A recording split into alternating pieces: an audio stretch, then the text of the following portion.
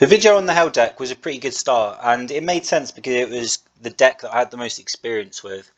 Listening back to it, I don't know what it is about the game, but the sound is like coming across really distorted, like just the background music. I don't quite understand why though. Like the music for this game is actually really, really beautiful, and the sound effects and everything I really enjoy. But hearing it back, the recording, I don't know. It's like it's just coming across really weird. So I've just turned off the sound, and hopefully that'll be an improvement. I can't do anything about the mouse clicks. Like I noticed that of course you can hear like my mouse clicking. There's not an awful lot I can do about that. Also, I spoke about, like that deck list because it was one that I actually knew about and I'd literally gone through insane mode with. So I knew it was good enough for insane mode. But kind of the issue is it's supposed to just help, people that are getting into the game with what's good, what's bad, what works and why it works. But Hel herself is a Norse goddess. And in normal mode, at the start of the game, you get to choose between three gods slash goddesses, but it's the Greek mythology you start in, and you choose from those three decks. And then when you get to Egyptian mythology, again, they give you a choice of three default decks, and you choose one. You don't get to Norse mythology until third. So right at the beginning, like literally, if you've never played the game before, you're not gonna have Hel. So in that respect, it wasn't that helpful. I wasn't aiming for like super new. I was still trying to figure things out, like I wasn't sure how beginner I was going to be. But I decided that I really enjoyed it. It was more fun than I thought it would be. And I enjoy this game an awful lot. So I decided that like I'd just do it again, but I'd kind of be a bit more reasonable. And take like one of the goddesses that you could actually start with. Like when you choose your default deck at the start of the game, you get a choice of Poseidon, Zeus, or Hades. Excuse me. You get a choice of these three decks. Now, I've now kind of like gone through. I've tried to make something that works, but I have not gone through insane mode with them yet. I don't know if they're viable in insane mode.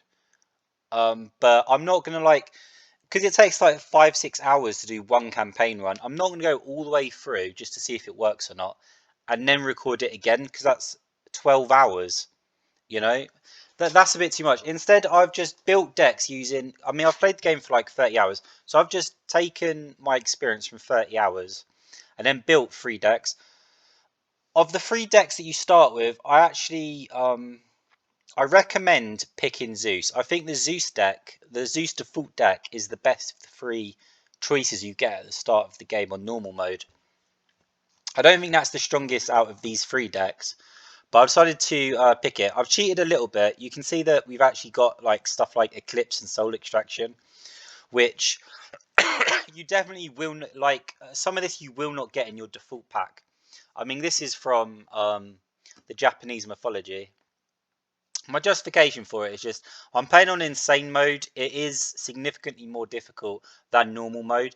You should just be fine with replacing these. Eclipse in like Zeus Bolt is basically just Eclipse, but I don't like it. I prefer Eclipse. I'll just show it. I mean, it's just silly. But there are basic switches. I'll just show the replacements you can make. So I've just said, oh, you know what? Let's just take it to Est as well because it makes it too confusing otherwise. Yeah, I'll give recommendations at the same time. Just for the stuff that isn't Greek. So Eclipse, yeah, destroy opponent's creature, deity or monument. You can just replace that with Zeus Bolt, which is destroy an opponent's deity or creature. I think Eclipse is better because Zeus Bolt costs 12, Eclipse only costs 14. So for just 2 devotion points more, you get that little bit of extra utility. And I definitely think the ability to destroy monuments is super valuable. It's also valuable over, I think it's called Turn to Dust. Turn to Dust is 11 devotion, and it's just destroy an opponent's monument. So for just 3 devotion more than that, you can destroy an opponent's monument or their deity or creature. I think Eclipse just has such utility, and it's not more like significantly more expensive than just how useful it is over those two. But you will get Zeus Bolt in your default pack anyway, and it's not a major deal. It's really not. Egyptian statue. I've taken this just because it's cheaper than Greek temple. So you can see Egyptian statue is 5 devotion. You get 3 devotion a turn. Greek temple is an 8/5. The only reason that I've got Egyptian Statue is I just think it's a little bit cheaper. I'm going to talk about the idea behind this deck in a minute. But right now, all you need to really know is, if you've got Greek Temple, that's a perfect replacement for Egyptian Statue. You've really not got to worry about that too much. Soul Extraction is because I'm playing on Insane Mode. The whole issue with Insane Mode, well, one of the aspects of Insane Mode is that your opponent starts the match with bonus devotion.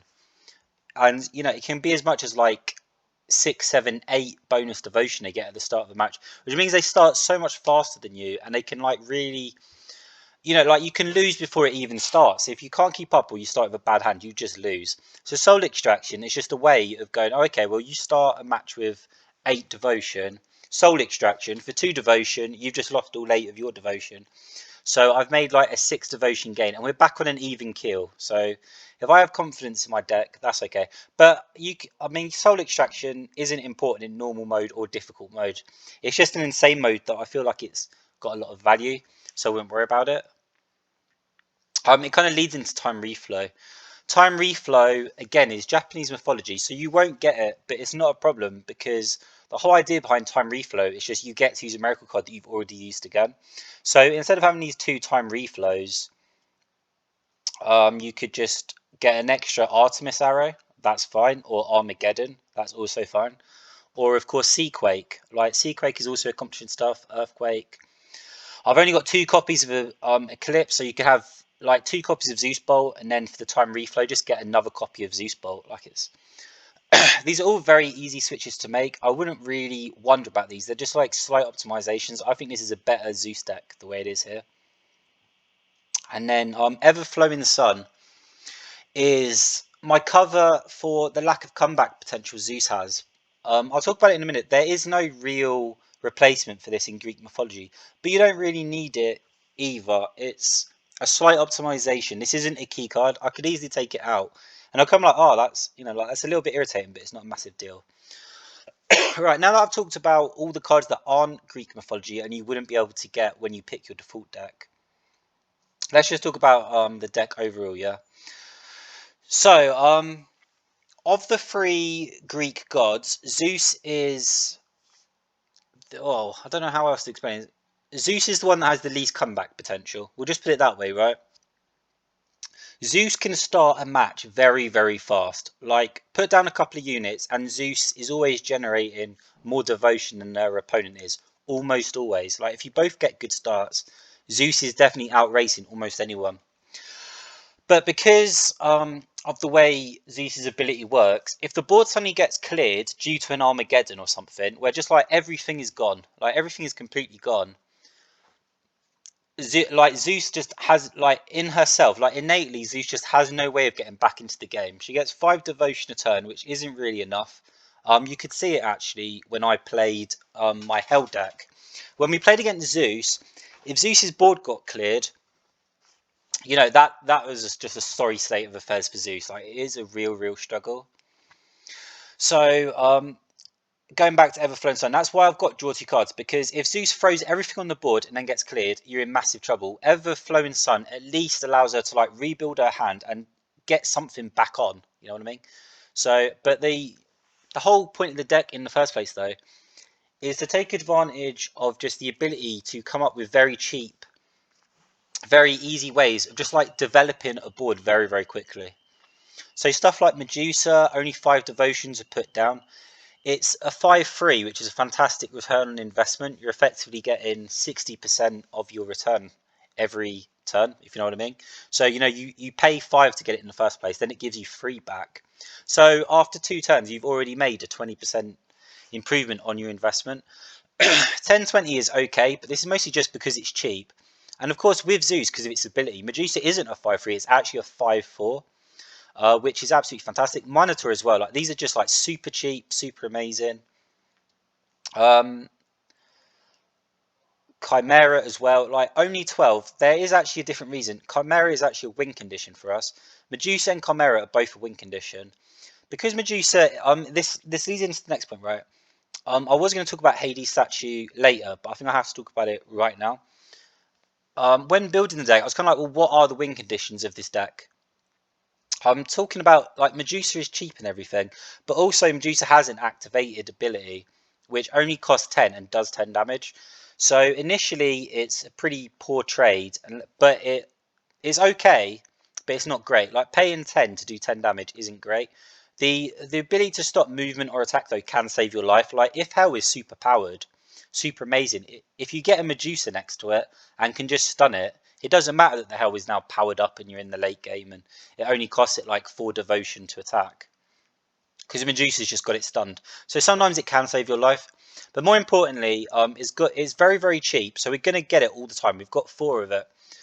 Hades Statue, though, reduces activation costs. So if you've just got one Hades Statue on the field, Medusa's ability suddenly goes down to deal 10 damage for 7 devotion, which is exactly the same as its actual attack. But now the unit can't move or attack either.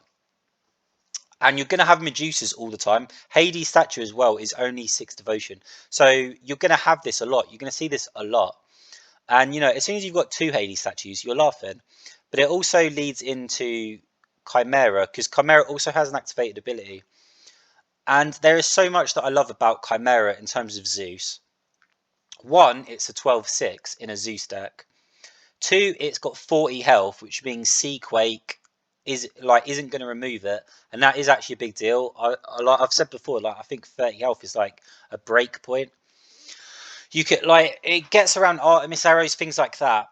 But 40 health means that there is no damage miracle in the game. There's no spell that can just remove a card in one go. It requires 2 cards, and it's almost always going to cost more devotion than the actual Chimera costs. Secondly, similar to Medusa, Chimera is a win condition, and that its activation ability only costs 9. It does 10 damage to everything in the row, which means you've effectively got like a mini Seaquake. You've got like this little thing. You get like Hades Statue on there. Suddenly for 6, 6, you're dealing 10 damage to everything, and Chimera doesn't even need to be near it. She only has a devotion cost of 3, so she's super, super fast. And if you can get her in a row with just 1 or 2 units, you're already quite happy if you've just got a single Hades statue on the field. Like you're already like making devotion back. That's a very like devotion efficient trade, if that makes sense. But if you get 2 Hades statues on the field, it only costs 3. And at that point, you can actually kill a god with this. You know, like 3 devotion to deal 10 damage. That's 30 damage, and you've only spent like that is actually genuinely crazy. I haven't used Chimera that much. I'm not actually sure if it deals the damage to itself, because if so, it would kill itself, and it's not quite the win condition I'm envisioning. Yeah, we kind of jumped ahead there, talked to Hades Statue, but I felt I had to because I'm talking about win conditions as we go down as well. And Medusa and Chimera have this win condition where we're going to be putting down Hades statues, and then suddenly like their abilities are just going to cost almost nothing, and we can win games that way. And we need to talk about win conditions because the next one is Athena, and this is actually our alternate win condition. Zeus itself is actually kind of not that impressive. 10 to attack, 10 to move is really, really expensive. Like it has an attack of 30, that's great. But you don't expect Zeus to move. This isn't like a Hell deck. Zeus is just very heavy. I don't expect to ever move Zeus if I can help it. So the question, like, how do we kill the enemy goddess if we're not actually using a heavy hitter? You know, and our actual goddess herself isn't capable of doing that. Either through activated abilities or Athena. Athena is 100% a win condition, which is why she's in the deck. I've got 3 copies because that's how badly we need her. Like I'm willing to risk having 2 in the hand and it being completely useless. 5 devotion cost to deal 20 damage is crazy. Like this is just a beat stick. This is unbelievable. Like 2 devotion to move, 60 health. That is insane. Like we were talking about, you know, like how much damage Chimera can do. Athena is 100% up there as well. For just 10 devotion, you deal 40 damage. You will 100% be able to kill a goddess. No problem. This is one of your win conditions. It's super, super critical. Eclipse, I've already talked about. Soul Extraction, already talked about.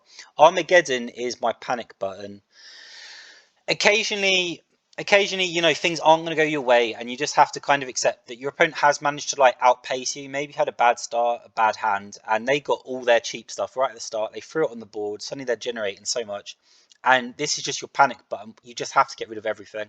Also, you know, it works against hell as well and resets hell, which might save our life. I'm not actually sure, and I am kind of like bouncing between this and decimation, because decimation is just a little bit cheaper, but it doesn't destroy monuments. This is a genuine reset button, like a true reset button. Right, Artemis Arrow is our third win condition. Oh, do I not have? That's weird. Oh, there it is. Time reflow. Yeah. So Artemis Arrow is our third win condition. 20 damage to an opponent's unit means that if the game goes a certain way, we can just kill our opposing goddess from across the field and not have to do anything else. You've got 3 Artemis arrows, right? So that is 60 damage right here.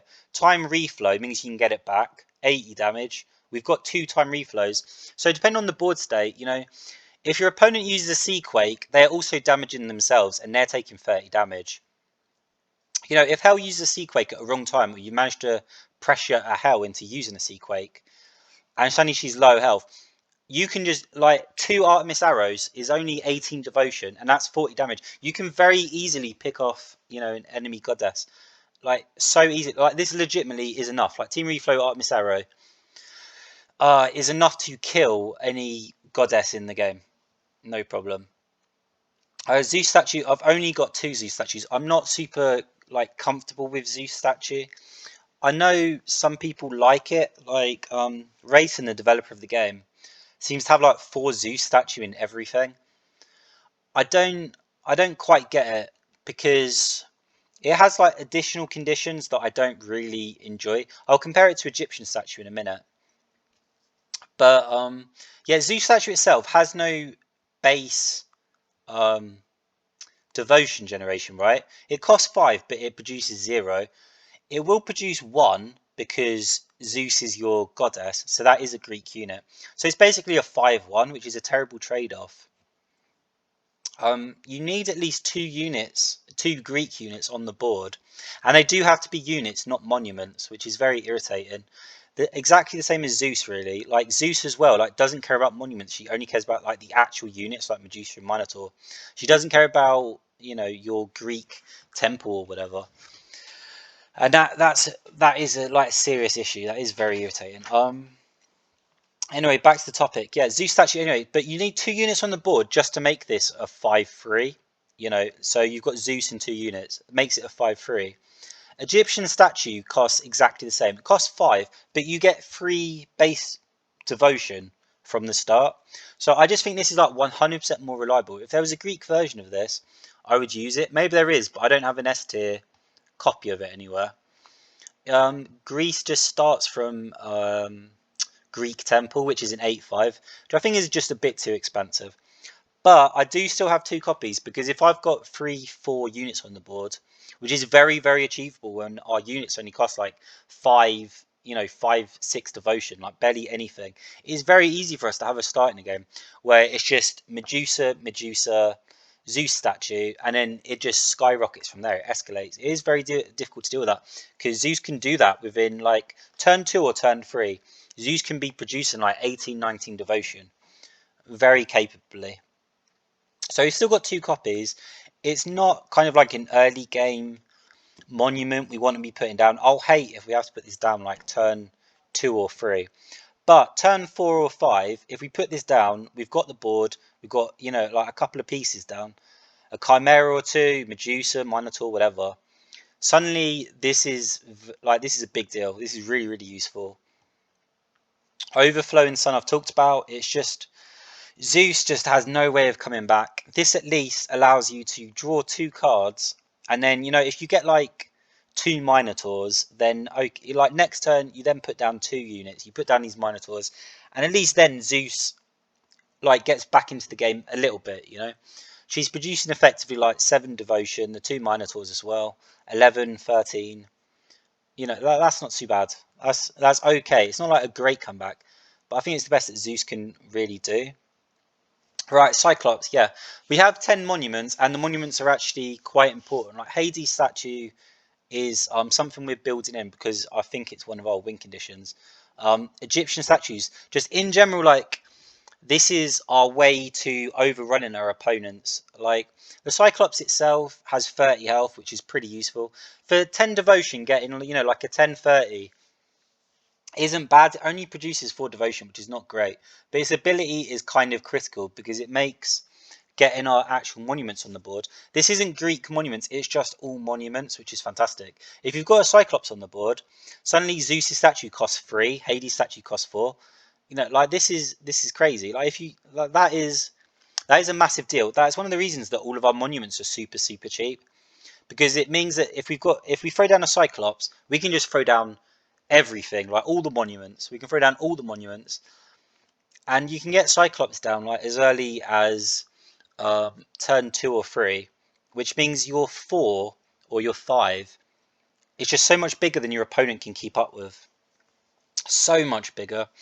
There is also a secret, not secret, but it's not the thing you would obviously do with it to begin with. But Cyclops itself is just pretty amazing in terms of it's a 5/4. Like it costs 5 to attack and 4 to move. That's amazing. Like this Cyclops is actually like super fast. It's not as fast as Hermes, but it's pretty fast. While we're on the subject, I've been wondering for a while, right? Why does Apollo have a speed of 3? Is there something in the Greek mythology that I don't know about? Anyways, this is the idea. I mean, it says 3 deities, 14 creatures. Really, that's 14 creatures. Athena's not going to be on the board enough that you can really count it in terms of like building towards Zeus's ability. Athena is the end game, and she is a really, really good beat stick. So, yeah, we'll see. As I said, I recommend of the default decks, you take Zeus. I don't think the Poseidon or the Hades deck are as good. Of these 3 decks, though, I think the Zeus one might actually be the weakest. Anyway, we're gonna do a run on insane mode, and hopefully it will go well. You know what? Actually, should we just stop it here and have like this as a deck description? That actually sounds pretty interesting. Maybe I should have done that for the Hell deck as well. Yeah, I think I'm going to do that. I'm going to do like a deck description, and then I'm going to do like each mythology. So it's actually in 5 parts. There were kind of like a lot of mistakes with like the Hell deck. It's the first time I've done it. I get nervous because I'm a little bit introverted. So when I'm in front of a microphone trying to explain things, it doesn't always go so well. That's probably better though, right? Because then if someone wants to find out about the deck but doesn't actually want to see the playthrough, they just want a general idea of how the deck works. That's probably really efficient. Oh, okay, brilliant.